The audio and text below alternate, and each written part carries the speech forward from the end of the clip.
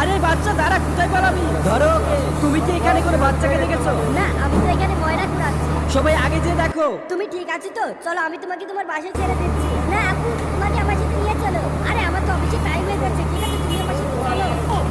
মায়া, একে তো তুই দেরি করে এসেছিস, তারপরে আবার বাচ্চা নিয়ে এসেছিস, দিয়ে 200 টাকা পাই। আমি তোমার পার্স আনতে ভুলে গেছি, এবার কি মাফ করে দেওয়া যায় না? তাড়াতাড়ি মায়ের রিজাইন লেটার রেডি করো। এই যে না, 200 টাকা আমি দিচ্ছি, এবারের মতন মাফ করলাম।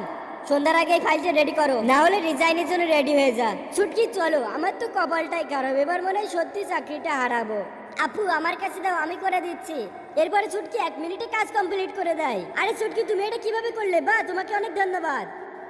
এখানে তুই গল্প করছিস, তোর কি চাকরি হারানোর ভয় নাই?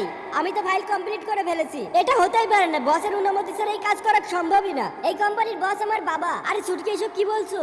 ভালোই তো, মা আমি এখন অন্যকে বাবা বলা শুরু করেছে। যা, দুইজনই বেরিয়ে যা। আরে ছুটকি বেটা, তুমি এখানে কখন আসলে? সরি স্যার, আমি জানতাম না এটা আপনার মেয়ে। বাবা, উনি আমাকে বের করে দিচ্ছিলেন। এখন তো আমি তোমাকে বের করে দিব এই কোম্পানি থেকে।